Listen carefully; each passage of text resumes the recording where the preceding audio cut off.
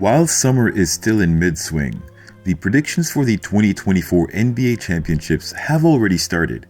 Despite the Warriors being second-round exits last season, there still remains hope that the team can pull it together in 2024. After all, they still have Stephen Curry. Hey, what's happening everyone? This is Swish.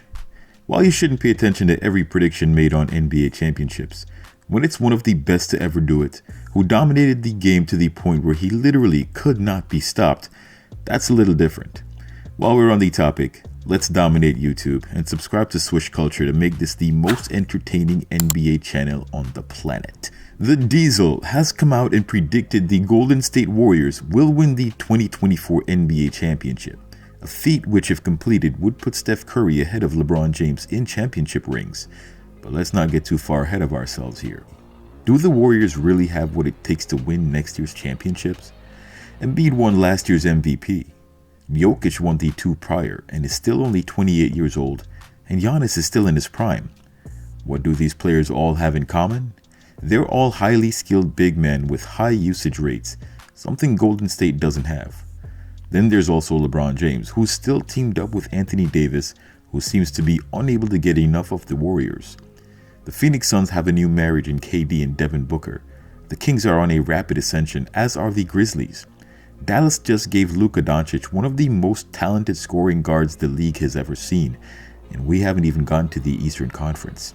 Seems like the Warriors have their work cut out for them, and winning the title is no easy task. So, how can the Warriors expect to compete in a league where the best teams are led by players almost a foot taller than Curry, with excellent supporting casts, and everyone else seems to have a cast of younger and super talented players? Let's take a look at what the Warriors will have to compete with in 2024 and see how well they stack up against some of these other teams. So, without further ado, let's get to it.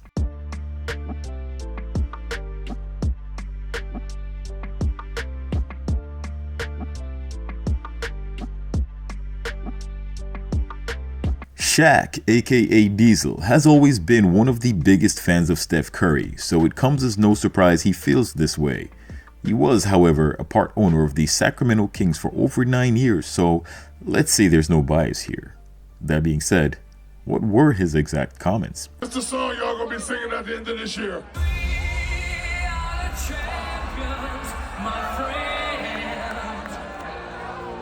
This was Shaq, aka DJ Diesel, at the OSL, that is the Outside Lands Music Festival. Wait, Shaq is a DJ? The only thing this man hasn't touched is I done touched on everything but little boys. That's not a stab at Michael. Still, O'Neal is confident the Warriors can pull off a 2024 heist after coming up short in 2023. Is there a shot, or is this just groundless speculation? Where should we start? How about the Lakers? They eliminated the Warriors last year, and conceivably the Warriors could have to go through them again in some form next year. How does Golden State really match up against the Lakers?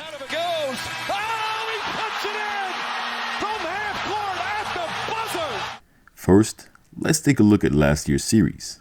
The Lakers clearly had the better team and took the Warriors out in 6. The dominance of Anthony Davis was undeniable. LeBron James himself took square aim at the Warriors in spurts, and between the two, with some help from their support cast, including Austin Reeves, pulled the Lakers through to the Western Conference Finals. What they didn't do was beat the Warriors with shooting.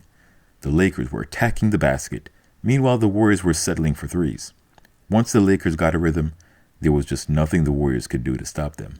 They were driving to the basket, and they were getting the whistle.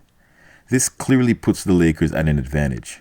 So, what have the Warriors done to stage a comeback against LA? The Warriors don't really have a front court player that can perform against AD and LeBron. Between Wiggins' family issues, young guys' playing time, Poole, Draymond, and the lack of performance from the veteran bench, the team was an emotional wreck last year, and you couldn't really gauge their true capability, and for that matter, they're all gone. It seems the Lakers have the Warriors' number right now, and the Warriors just don't have a counter. What the Warriors could do is switch up the offense and run with Chris Paul in those minutes with LBJ on the floor. What's great about this is if you run those minutes with Kuminga at the 4, this provides a 1-2 punch the Warriors would have on both ends to reduce LeBron's impact. The recent addition of Jace Johnson to training camp might give the Dubs an alternative. Either that, or the Warriors might end up getting someone at the trade deadline on a buyout. The Lakers haven't made any big offseason moves and retained both Reeves and Hachimura while trading away Mo Bamba.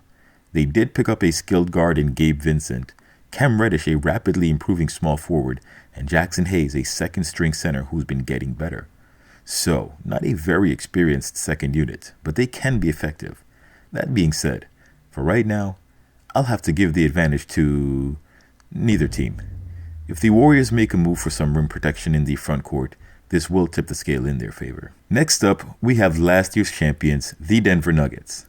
Considering the Warriors never got a chance to play against Denver in the playoffs, although they did get swept by the Nuggets in the regular season series, the Warriors didn't even manage to win in the preseason. This one's a bit harder to gauge.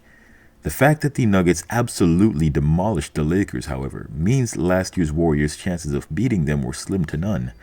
Yet again, however, the Nuggets are led by a 7-footer in Nikola Jokic and backed up by one of the toughest playoff guards in Jamal Murray. One of the problems pointed out with the Warriors facing the Nuggets was the motion offense. Credit to Jim Park, by the way. Now, while the Warriors have built their game around this offense, it is also one of the reasons they lost to not just the Nuggets, but the Lakers as well. Now, you might be saying, this offense brought them championships. How could it cause them to lose? For the same reason it brought them wins. The main problem is it has become too predictable, to the point where LeBron James, and more than likely many others, recognize the Warriors' plays and can foil them before they become a threat.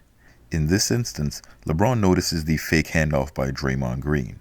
Draymond is not looking to score, especially if he has a defender on him, so he's most definitely going to make the pass.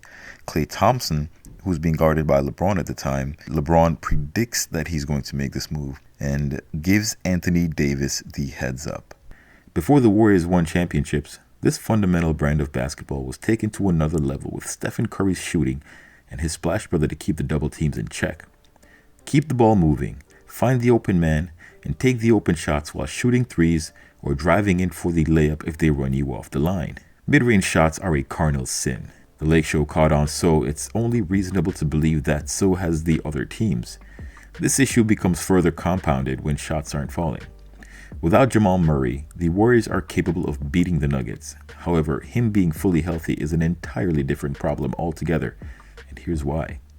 While Draymond can face up against Jokic in the post, the Joker still has a size advantage that only becomes a bigger problem when you factor in the perimeter threat posed by Murray. Up until now, the players fielded by the Nuggets simply haven't been in the same category. With this additional threat from a 3-level scorer, Draymond is going to need additional help down low when guarding against this duo. It's a simple logic. Higher level scorers will need better defenders. On the other end of the floor, the Warriors don't have a big man to go in and take advantage of Jokic. This is the one area where the Nuggets have a glaring weakness, and the Warriors just haven't been able to take advantage due to the nature of the offense and the Warriors' major skill set. The same tactic used against the Lakers could prove lethal in a matchup against Denver. This would be contingent upon Kuminga being able to hang and Chris Paul utilizing him to the best of his ability. Saric will provide a decent counter if he plays alongside these two and will have plenty of space to shoot. If Jokic leaves the paint, Jonathan Kuminga will eat the Nuggets for lunch. Denver has signed Reggie Jackson as well as Justin Holiday, two very good shooters to open up the floor. Neither provide very good defense so long as the guys put in effort. I'm giving the advantage to the Nuggets for the moment, but how the offseason progresses could switch things up. So in this matchup, the ball is in the Warriors' court. The final matchup for the Warriors here is the Miami Heat. Now I know I mentioned Embiid and Giannis, but if the Warriors are able to counter Anthony Davis and Nikola Jokic, it becomes much easier to go up against Philly and Milwaukee. Now Miami's a bit difficult considering they're looking to make big moves. They've already let Gabe Vincent go in anticipation of a Damian Lillard trade. But that's seeming less and less likely. As currently structured, the Warriors would have the edge over the Heat in a matchup due to the Heat having no distinct advantage over Golden State. Draymond, Wiggins, and Kuminga will be much more effective on Butler, so the Heat might get sucked into over-reliance on Bam. And while Bam would give the Heat big minutes, he's also struggled to maintain consistency. So if this happens, the Warriors take home the W. Alternatively, the Heat does have some shooters as well as a relatively unknown small forward. That would be Caleb Martin. Caleb was one of the standout players for the Heat in last season's playoffs, and under the tutelage of Butler, could be coming into his own as an X factor for the upcoming year. This team is a good matchup for Golden State, but not the other way around. That is to say, without acquiring some serious talent, Miami would struggle against Golden State. So let's say the Heat does get Damian Lillard in a trade. A new big three of Bam, Dame, and Jimmy would be very difficult. The big difference between the Heat and the Warriors is that the Warriors have a better shooting cast than the Heat. Miami has their advantage in the front court, but the Warriors' defensive strength lies with its wing players, so that nullifies the Heat advantage. Adding Dame would further open up the floor for the Heat, giving them some more space in the middle, as well as a closer that can handle the ball and take some of the load off Jimmy. In that scenario, I would have the Warriors and the Heat just about tied up, with neither having a definitive advantage. And for the bonus team, we'll talk about the Boston Celtics, as they last went to the Eastern Conference Finals with the Heat, essentially closing out the four top teams of this past year. I saved the Celtics for last because the Warriors beat them to win the championship in 2022, so there is something to be said about how the Warriors figured out Boston and shut them down. That being said, the Warriors outside of the starting lineup are a very different team than what faced Boston a little over a year ago. Big impact players including Poole, Porter Jr., and Bjelica are no longer with the team. Meanwhile, Grant Williams and Marcus Smart are no longer with the Celtics.